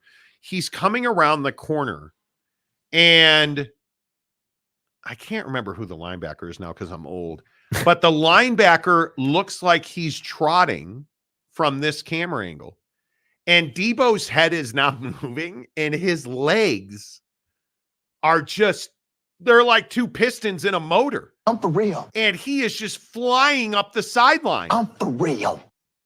And then they automatically switch to that side view. Down the goal line. And you can see the linebacker is running for his life, trying to get the angle, and Debo runs right by. It is amazing to watch. But I do think to that end, to Giggity's comment, Brock Purdy just needs them to make the regular plays. If you get the over-the-top bomb, that's great. But put the ball in time and space to your playmakers, and you have a much better But you're not shot. going to be able to run the football. I don't believe this game will be won by quarterbacks making plays. And Brock Purdy, if he does not have 2 or 3 of those back-breaking first down runs, yes, the 49ers won't win the game. Do you think that we see a lot more in the flat play? Because I agree. If you're just going to try and run it at Kansas City through the A gap, you're probably not winning this. They're game. gonna check down a lot, and I think by design you will have a lot of. I think you will have a lot of left screening to the left. The 49ers are deadly when they screen left. Yes. I think you will have a lot of that to Debo, and I think you're going to see a lot of toss to CMC. Yeah. I don't think you're going to see a lot of turnaround, hand it off. You're going to see a lot of toss it to a moving CMC. Dude, CMC in space is deadly, bro. And they're going to try. And what they've been doing, and this is something you can watch for, and yes, I'm brilliant because, You're Himmy. I'm Himmy. But what they've been doing a lot is moving the offense. God bless your soul, sir. Man. They've been moving the offensive line behind a cluster of wide receivers. So the one setup was Debo, Ayuk, and Kittle in a grouping. And you had them go out. Debo staggers left. The 2 other, Kittle and Ayuk, run their routes up and out. Yeah. The linemen pull and move left. And it is a quick toss to CMC. And then CMC, the highlight I saw, he broke that for 17 yards. Yeah, it's the kind of the quick pitch. The quick pitch. Yeah. But they have a wrinkle in that where they send CMC up into motion, and then they quickly have Debo step back, and now you've got CMC up there blocking with Kittle and Ayuk. Savage. And you have the left guard running a full sprint to be that 4th blocker for Debo Samuel. Yeah. So they have wrinkles that they can use, and that was also the formation they ran out of to get Ayuk that play down the field. Yeah. So that's the greatness of Shanahan's offense. There's a lot of wrinkles in it. There's a lot of different ways to use it. And I think that's why you're going to see a lot more of the toss play. I think when you turn around and hand it off, that is a very deliberate move to set something up to 1 or 2 play calls down the line. Mm-hmm. I don't think you believe you're going to turn around, hand it off, and run right through the A or the B. Yeah. I don't think that's happening against Kansas City. I do think that they are susceptible. And the George Kittle crackback block, I don't know if it's a crackback or not. It is what it is, where Kittle motions down the line and then just absolutely pancakes the defensive end. Mm-hmm. I think, and ESPN had a really good debate about this on Get Up the other morning. Yeah. Is it an illegal crackback? I don't think that it is an illegal crackback. What I think it is, I think it's very imperative that, and this is too deep, you guys don't give a shit about this, but if the defensive end is already in contact with the left tackle, George Kittle cannot hit him at the waist. If the defensive end, and you see this a lot, they have to sync up the motion with Kittle perfectly. On the snap, Kittle has to hit that defensive end before he gets to the left tackle. And if they do that, it's just a lethal play. It is so difficult to fill that void where Kittle is collapsed to that end of the line, and then you have a wide receiver come behind him and hit the second level on that end. So you've now got a defensive end that's on at least off balance, usually down to one knee is what Kittle's job is. And then you're going to have Debo or Ayuk come down, Jennings as well, and just crack that linebacker at the second level. It's almost impossible not to gain 6-7 yards out of that play. Absolutely. If they execute it. That's the most difficult part. Now, if you're going to play at that kind of level, what are the Chiefs going to do to scheme that? This is not new. This is not breaking news. The 49ers have run these formations pretty much since the beginning of October. Yeah. So I think the Chiefs are going to be prepared for that. And the question is, what wrinkles does Kyle Shanahan bring to the yard? I think that's the biggest question. BYU quarterback Jake Ratzloff will join us here any moment, brought to you by our friends at Big O Tires in American Fork. I'm telling you, Big O Tires in American Fork, you guys, they're your total car care experts at Big O Tires. And I mean, whether it is tires, as I've told you, I love my Cross Climate 2. It's a Michelin product called a Cross Climate 2. I also am a guy that I'm a big Michelin fan. I was always a Goodyear guy. Now I'm a Michelin guy, but you need tires. What about wheels to upgrade your look? What about tint? They did my tint. Oil changes, alignments, repairs, whatever you need, your total car care, the experts at Big O Tire and American Fork, that's where you're going. There's nothing related to a car that they can't handle for you. Go see our guy Ryan at Big O Tires and American Fork. Customer service is their number one service that they offer. Is you're going to get great customer service. And the thing that I really appreciate about Ryan at Big O Tires, we didn't go in there like, hey, we're big shots. We're some Monty Show. Hey, Monty. We went in there. He didn't know who we were. And we were having trouble with a valve on a tire. And he didn't charge us. He just replaced the valve and didn't charge us for it. It's like, yeah, it was just a valve stem thing. Don't worry about it. No problem. It's easy. Like, that's what I appreciate about it. They're not out. Their first thing isn't, okay, well, pay me and then we'll do it. That's not like they're there to get the job done right at the right cost. And I think trust in the auto repair industry is so low. But if you read their reviews, if you follow Big O Tires American Fork on Instagram, go comment on their Instagram right now and tell them, hey, heard about you guys on the Monty Show. We really appreciate you guys doing that. It makes a difference. Jake Ratzloff in a minute. But having said all of that, this Super Bowl comes down to quarterback play, plain and simply.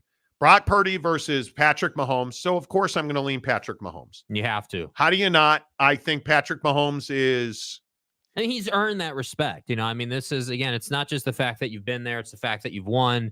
It's the fact that, you know, you've shown a true mastering of your craft, right? Like the ability to, because again, let's not forget what the narrative was around the Chiefs to begin this year. Hey, you know, you've lost talent. Like, you're not the same team. Like, you know, can we really expect the Chiefs to be the same squad? And there were a lot of hesitations around that. And Patrick Mahomes has gone out and figured this thing out. And I think it really helps when you've got a guy, you know, Taylor Swift aside, when you've got a guy in Travis Kelce who helps lead the team. Swift aside. Yeah, like, because I think that easily could have been a distraction. That easily could have been, you know, something that really. But isn't Travis Kelce the right guy for that situation? I mean, if that's Kadarius Toney, okay, that's a distraction. But if that's Travis Kelce, he's already a big personality media darling, right? I think he's great, and I think he's a big reason why Patrick Mahomes thrives. And if you look at San Francisco against Green Bay, If you look at San Francisco against Detroit, what was the common denominator with Green Bay and Detroit? Their quarterbacks are not hard to get to. Mm-hmm. You look at the San Francisco 49ers going up against Jared Goff in a conference championship game, and you're not, in my opinion, going to have a hard time finding the quarterback of the Detroit Lions when it's Jared Goff. Yes. Well, you're going to have a hard time finding Patrick Mahomes because he's very good. Again, we had that stat that I don't remember now, but he's lethal within 1 yard of the boundary. Like when he's within 1 yard of the sideline, Patrick Mahomes has an unbelievable QBR. Yeah. It's stupid good. So I think you look at that. I think you look at a guy like Brock Purdy. You've got to get Brock Purdy out to his right, because if you allow Brock Purdy to play those formations left, you're screwed. You're screwed. And are the Kansas City Chiefs going to fall victim to what the Lions did, which is, hey, I've got this sack, I'm going to wrap him up, and Brock Purdy finds a way to Eli Manning you and throw a helmet catch, right? Remember that play in the Super Bowl? Brock Purdy against Detroit makes this unbelievable escape from the pocket where he's got Aiden Hutchinson, I think it was, draped all over him, and he finds Kyle Juszczyk on the sideline for a toes and hands catch. Mm-hmm. That's unbelievable, man. Like, to me, those are the things that make the difference. And a guy like Brock Purdy, I think, has to make those plays, because if he does not make those plays, the 49ers do not win this game. Mm-hmm. Period. End of story. They have the talent offensively. They are more talented at the skill positions than the Kansas City Chiefs are. But the bottom line is, your quarterback, you are ultimately winning and losing the Super Bowl. And I think this goes with any big game. Like, I look at Alabama against Michigan. If you can't snap the football and flip in January, do you deserve to win that game? And the answer is, you probably don't. You probably don't. Now, I'm going to tell you, Jake Ratzloff is going to join us right now, and I'm a little disappointed, Jake. I wanted the T-shirt. I needed the T-shirt at Coug Connect that talked about the BYU, because I saw the article, and you might be the most famous guy ever on the show because you actually have an article at Bro Bible about yourself, Jake. Like, that's a huge accomplishment in a man's life. Appreciate it, man. How are you, dude? Good to see you.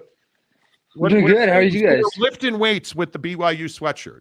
Yeah, the BYU workout sweatshirt. This one's sweet. I think this is my favorite one, to be honest with you. Is it does it make a difference that Nike made that sweatshirt? Oh, How there's good no is the doubt. apparel at BYU? There's no doubt. I mean, that logo is everything, isn't it? It is. I mean, it's sewn in. It's everything. I agree. It's awesome. All right, past the awkwardness. Let's talk about your journey to BYU, because this is the number one thing I'm asked by BYU fans. It's not close. The number one thing I am asked is, why is Jake Ratzloff at BYU? And I just don't think it's that big of a deal. Do we make too much about faith and, it being in the Jewish community versus being in the LDS community? Like, do we make too much out of that? A little bit, I would say. But then again, it is the huge headline. It's the big thing about, like, why is this Jew at BYU, especially the LDS community, you know what I mean? But it's definitely blown up bigger than it needs to be. But, I got here because of the great opportunity that every other non-LDS member comes here for. You know what I mean? Yeah. It's like, I don't think it's that uncommon, the reason I'm here. But it is amplified that I'm Jewish, because there's like 5 of us in the entire school and only 1 athlete or 2 athletes. Yeah, so yeah, it's definitely it is a unique experience, and I think that a lot of people don't understand that. Yes, BYU is different, but you are a Southern California guy, right? You are somebody who, you had your choices of routes to take. Like, you've always been a prolific quarterback. Like, your numbers are not normal numbers. Like, you put up incredible numbers. Why did you end up at BYU? I tell you what, the Big 12 was a glaring opportunity for sure. There's no doubt about that. And then just like the quarterback prowess of the school, it's uncommon, especially and you get twofold. It's like, so a lot of schools will have history and they'll be able to like flex, legends of the game, and BYU can do that. But then you also have the recency of guys getting drafted 2nd overall, like Zach Wilson and then Jaron Hall last year. Like, you have both of those. And so it was like, I mean, how could you say no to that? BYU's always had a quarterback who is, top of the country and in every other stat. And so it's like, why not? It's like that guy's, if I know that that coach is going to put me in the best opportunity to be one of the best quarterbacks in the country, then that's the spot I need to be at. Yeah. And how was your relationship with Keaton Slovis? Because I think when you are the guy and you come into BYU and then right off the bat, you're not the guy and you're behind Keaton, like how does that impact the quarterback room? How does that impact your relationship with him? Yeah. So, well, I mean, coming in, I knew Keaton was, I mean, he'd been in college football for so long that it was, to me, I was like, well, I can learn from this guy. I can learn, how he navigates himself, how he navigates the media, how he navigates all these different things. And so that's kind of something I looked into him for. And he's always been a cool dude. If you go talk to him, he's one of the most chill dudes I've met, pretty, down to earth and stuff like that. And so it was easy to get along with him from the beginning. And so we did, we got along fine. And there's people think in sports there's a lot more tension than there is. If I'm be honest with you, like in that quarterback room, like we're not opponents at all times. And I think people think that's my rival or something like that when you're trying to battle for a quarterback job, and especially the way it ended up of him getting hurt and me coming in. It's not like, oh, I don't like that guy because he's trying to do what I'm trying to do. It's more like, we're cool off the field, and off the field, we're just people and we're just quarterbacks. And so we actually have a lot in common. And so we can get along great and we can talk about sports teams, and he's a big Arizona sports fan. And so we would just go, have fun with that. And then on the field, it's like, that's on the field. You don't bring what's on the field off the field. And so we had a great relationship, and, I wish him the best in his next step in his career. And, I hope it works out for him and stuff like that. And, but no, it was cool to have Keaton, a veteran, around last year. I think it helped. Yeah. How much did you play baseball in high school? I also played baseball in high school, and I thought that was really cool to be a multi-sport athlete. How much of your baseball experience follows you onto the football field as a quarterback? Because we hear that all the time in the media that, Patrick Mahomes played baseball, and you see these sidearm throws. I've seen the video clips of you, dropping the arm angle. How much does your time as a baseball player affect your ability as a quarterback? I mean, a ton. I think I attribute a lot of my game to baseball. I played shortstop growing up and even in high school. And so, I mean, just the non-specialization, I think, pays off a lot at this level. And I think that's weird for people to understand. It's weird for people to understand that you don't need to spend all your time on one sport as a kid. Like, the best way I could put it is by playing baseball, I was getting better at football, even though it looked like I was playing baseball. And so, like when you're fielding ground balls as a shortstop and you field ground balls a million different ways and you throw across the diamond a million different ways. And at quarterback, when you train, a lot of times you're throwing the ball, you're dropping back the same way and throw the ball the same way, even though if it's a little further or something like that. And so when you be able to adapt that into your football game, it's fun. And you get all the arm angles and you get all the, out of pocket stuff, the improvisation stuff that you see guys like Mahomes doing in the league right now. And so I think it's awesome that I got to do that. And that's what I would encourage any young quarterback is play baseball, I play basketball too. I think basketball a lot helped me understand space, you know what I mean? And so all these different things, they contributed to where I'm at now. And, I love the game of baseball. I'll tell you that much. I was playing last spring, I played intramural slow pitch softball, where I just hit bombs the entire time. It was actually an out if you hit it over the fence. Now the fence was way back there, but it was an out. So you had to hit a hard line drive that got to the fence on a couple bounces and then just run around the diamond as fast as possible. And so that's what I did most of the time. It was fun. And I had my a teacher with me on that team and some of the guys. And so after advertising that in the locker room, so many guys coming up to me right now like, hey dude, when are we gonna start playing intramural softball? I'm like, dude, I'll tell you right now, the football team is going to win intramural softball in the spring. You guys can mark my words on that one. You better. You better. Can you imagine losing? That would be terrible. It's funny as a non-athletic, softball player myself. I was a baseball player and a basketball player, and I could not hit the ball over that fence.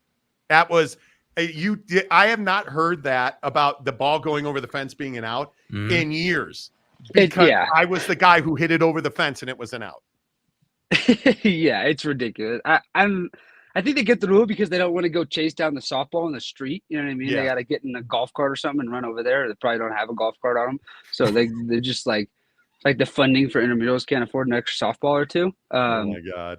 But that fence is really far back there. If you guys saw the field, it is a really far fence. So like, if you hit it to the fence, if they got a guy out there who's not athletic and have a decent arm, then you're scoring.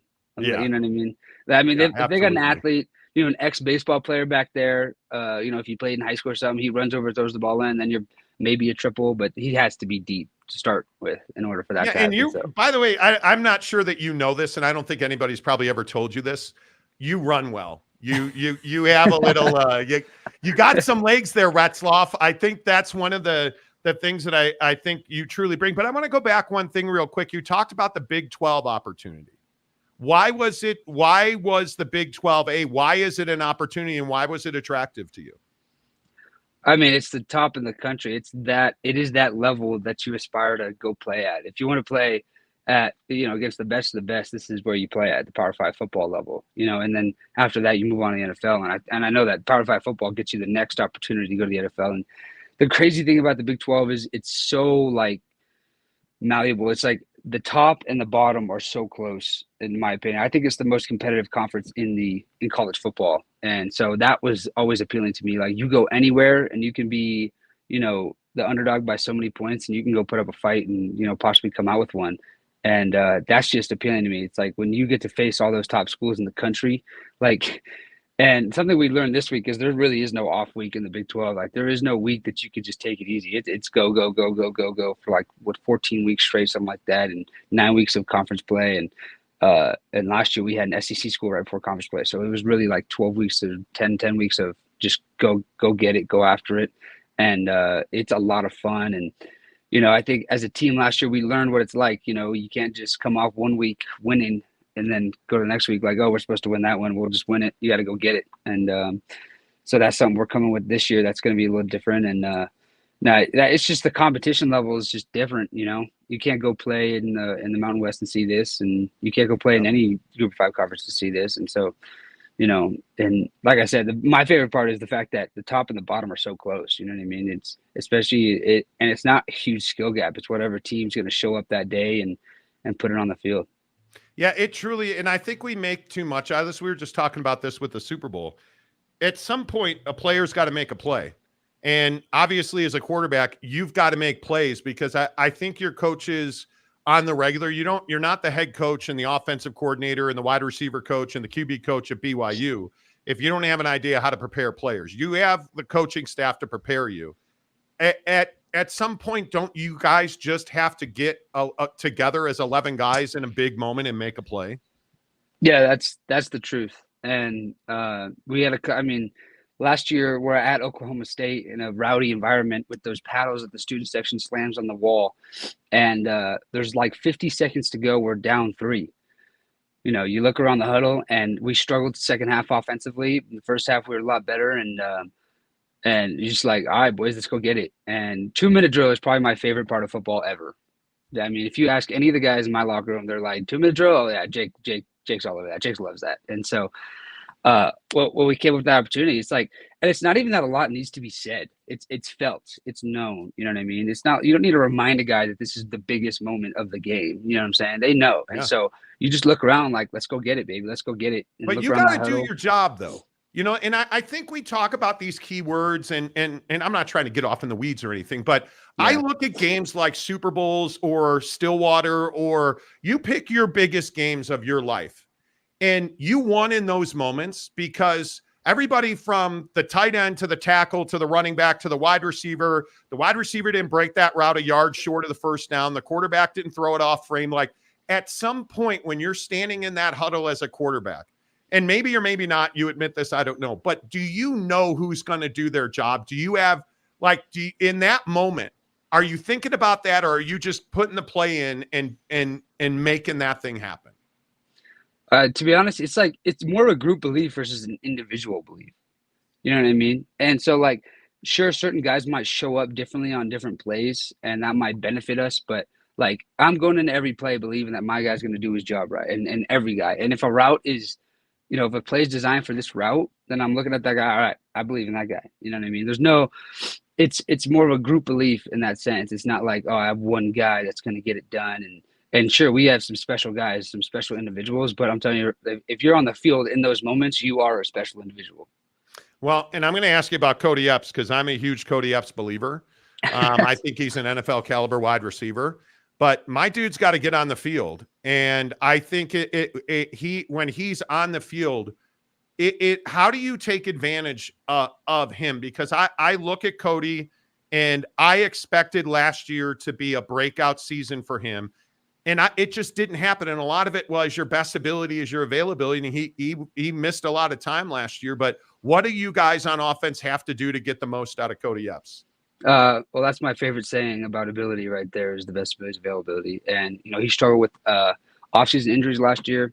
And so he didn't have a full offseason. And I think people don't understand what that means. Like having a injury like he did last year, or any guy who's coming off an injury in the offseason had to rehab all offseason, miss spring ball and miss summer workouts and stuff like that. It's just the understanding of the impact that makes, I think, is huge and crucial. And so Cody's having a great offseason so far already, and we're only a couple, weeks in or a month or two in. And I got huge belief for that guy. That guy, I mean, he's a great athlete. And I tell you, with the ball in his hands, he makes some guys look like fools out there. He makes some guys look like they should be playing intramural softball. It's kind of wild the way he moves out there. And so it's awesome once I get the ball in his hand. You go to games like Oklahoma. He had a great game against Oklahoma. I mean, I hit him on a couple option routes, and he took one up the sideline for a bunch of yards. I hit on a sprint out, 4th and 1. We run sprint out play, and he's spotting up, and he's just available and open.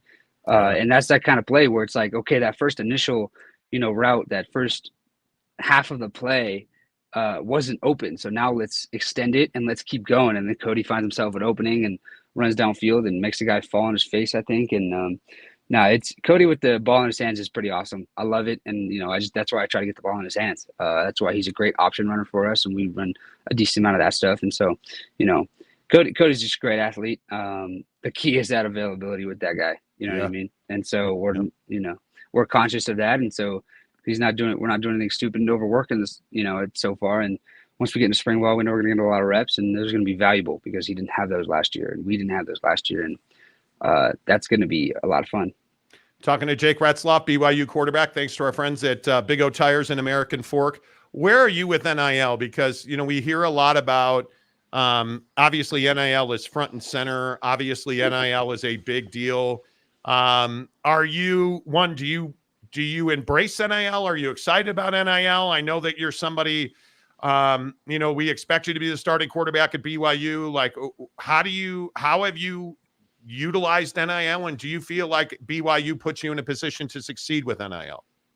I think so. Yeah. I think BYU looks out for our best interest with NIL. And I think honestly, the biggest thing is like the reason I'm so with NIL is because you get so many guys from different backgrounds that honestly would have a hard time even being on scholarship at a place, at a football school, and obviously the scholarship, that they do a great job of, all the outside needs and stuff like that. And NIL just gives us a bigger opportunity to, have a car that isn't breaking down every 3 weeks. You know what I mean? Have these little extra things that are going to help us. And a lot, ends up helping us on the field. If we're not worrying about so much off the field, we can be better on the field. And so I think that's the great part about NIL. And, obviously the top guys are making a lot of money and can do, and it's almost like, do you even want to go to the NFL? You're making so much money in college where you got, less stuff to worry about. And, but no, obviously NFL is the goal, but no, NIL I think is good. I think it's great for a lot of things. I think there's a hurdle though. There's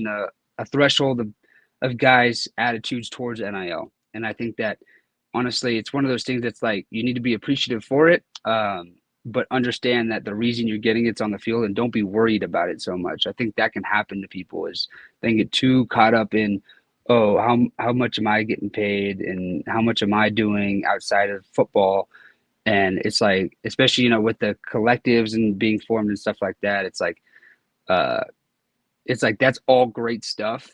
But it's important that the focus doesn't end up on money. It's focused up on the game and, your life and what you're doing there. So I think NIL is great. And, but money's the root of all evil is a saying for a reason. You know what I mean? And so I think that guys, when guys aren't focused the right way, it can be brutal and it can be tough for a lot of people, but when guys are focused the right way, it could be great. It could be just make your life easier and, make your family's life easier. Cause I know guys who, get NIL money. The first thing they're doing is sending it back home to their parents so they can, make their life easier, help pay rent for them and help, you know what I mean? And so I think it can be an amazing thing for guys, especially guys who come from tough backgrounds. But it surprises me that, whether it's Nick Saban retiring or I think we're at a real critical time in college football, Jake, and obviously you're in the middle of it. I don't know what you think, but you're looking at a time and a place where the focus isn't even necessarily on players right now. You have all of these coaches that are leaving coordinator jobs or head coaching jobs in college football to go be a coordinator at the NFL level. Is college football, in your opinion, is college football thriving? Is college football healthy? Because I just feel like the game has changed so much, and all we're talking about is portal and NIL. And hey, we have these great games in the college football playoff, but we're talking about conferences melting down. So in your mind, is college football healthy? Is it thriving? I'll tell you what, the Pac-12 going under is, it doesn't make sense, and it's like, the fall of the Pac-12 is a little bit comical because of the way they performed this year. The Pac-12 was one of the top conferences in the country this year. Washington, obviously, on top of that. It's like, it didn't make sense to me. The revenue that the Pac-12 is bringing in doesn't make sense to their collapse. Bringing a guy, a Deion Sanders comes in the conference, and how much Colorado's market value just shot up. You know what I mean? A guy like that, Lincoln Riley being at USC and only his second, third year. It's like, how are you letting this conference dissolve? I don't understand. I don't know the details on why it collapsed. I know it did collapse, and I know that there's no reason it should have collapsed. And it's just wild. And so now it's Power 4 football, and I got to correct myself from earlier for saying Power 5, and so now it's P4. And I guess here we go. You know what I mean? I think it's more with the Portland stuff. It kind of helps players a lot, I think, because you've always had these, coaches can get up and go wherever they want and leave as long as they have a job opportunity whenever they want. And so players were just kind of sitting there like, all right, we're stuck here. If we leave, we're getting in trouble. We got to sit here. If we, you know what I mean? And so you're stuck in your situation a lot of times. And so coaches always have the ability to leave. And so when a coach has the ability to leave, it makes sense that a player can have the ability to leave. You know what I mean? It's given the player the freedom to control his own destiny, which is, now that portal is a bet on yourself. It's a bet. Okay, am I going to get out to a better place? And sometimes it doesn't work out right the correct way. And but other times you've seen how many times on TV you hear and transfer from so and so, and he just made a huge impact, and he's making a huge impact. You know what I mean? So look at all these court cases. Look at all these court cases about knocking out the transfer restrictions. And I think at some point, I hope at some point we get back to a place where we're just on the field and talking football, because I think it's remarkable. Well, Jake, it's good to see you, my guy. I appreciate you joining the show. I appreciate Big O Tires and American Fork picking up the segment so that you can join us every Wednesday at 7:30 and go lift all them weights. And we'll talk to you next week, man. Sweet. Yeah. Appreciate you guys. All right. There you go. Jake Ratzloff, the starting quarterback at BYU. That was awesome. Yeah. That he's a really, when you don't talk to guys on the regular, you just hear about them. Hearing a guy like about Jake Ratzloff, and everybody says what a good dude he is. Everybody says he's super down to earth, but what a smart, intelligent, well-spoken dude. Yeah, I'm telling you, that Big 12 portion that he talked about is a big deal, man. Being excited about playing those big brands in the Big 12. But did you have to bring up the baseball player thing? Oh, 100%. Oh, I was a baseball player, Jake. Listen, man. Listen, my name's Jake. His name's Jake. We're kindred spirits, bro. Baseball. Like, I had to bring it up. We're bros. Now, I was going to, and we had to let Jake get back to his business. But next week, we're asking him about the Holy War. We're asking him about playing Utah, because the Pac-12 melting down, that's one of the only positive side effects of the Pac-12 meltdown is, hey, we get Utah and BYU back again. Listen, we've got time. He's a good dude. And I promise you, the Nike swoosh on the sweatshirt matters. 100%. And, our quarterback at Ohio State, Will Howard coming on. having one of the pimpest, most awesomest sweatshirts we've ever seen a player wear. We need to get him back on, dude. We need to We find do. him. Well, I'm not the one that books the guests on this show. I just, yeah. I my NBA guy is texting me. Let's see. Wow, I missed his text. Sorry, bro. Apparently the DeJounte Murray deal was done until it wasn't. The Pelicans. Wow. So the Pelicans DeJounte Murray deal is dead. I thought that deal was going to be done. That deal was going to be done, and apparently it fell apart. They got stuck overnight. My source is telling me at 3 a.m. they thought they had a deal. They reconvened to do the paperwork at 6 a.m. Eastern, which would have been 2 hours ago, and hit a brick wall. Somebody wasn't committed to the assets in that deal. Somebody needs to eliminate disappearing messages, by the way. Wow, that's really unfortunate. That is really unfortunate. And the Jazz have multiple suitors on Kelly Olynyk. He could easily go to Golden State. They have been talking on a consistent basis about Kelly Olynyk. Another name that I would really pay attention to for the Jazz today, will they trade Ochai Agbaji? I think that's another name that I think, dudes, I don't feel like a Colin Sexton deal. There's a lot. The Jazz have about half a dozen deals ready to go. Mm-hmm. It's a matter of, can they find third teams? Do they want to make a one-on-one trade? I think today is going to be wild with the NBA not trade in the deadline. camp that Ochai Agbaji all of a sudden forgot how to play basketball. I am in the camp that Keontae George got drafted, Colin Sexton arrived, and JC got put back in the starting lineup and then put back on the bench, and Ochai got buried. And his development stopped when David Fizdale left the organization. I'm going to say something that's going to be wildly unpopular to Jazz fans. I don't know that Will Hardy's the guy. The wild swings in quality play and the straight up lack of development and the pause button that's been hit on Walker Kessler is a real problem for this team. And Ochai Agbaji is that guy that you just wonder. Yeah. You just wonder. And why did Buckets O'Bench not do as well in Utah as he did in Brooklyn? Why did Royce O'Neal go to Brooklyn and become a real pivotal part of that team for 2 years? Yeah. And now, Donovan Mitchell, that's another one where I say to myself, is this organization in Utah committed to developing players to the very top end? Because Donovan Mitchell's gotten significantly better since he left here. And everybody said he doesn't play defense. Well, it turns out now he does play defense. Yeah. He doesn't pass the ball, not an assist guy. Well, it turns out that was a bunch of bullshit too. Because Donovan Mitchell actually has figured out how to pass the basketball. Mm-hmm. And that's called development.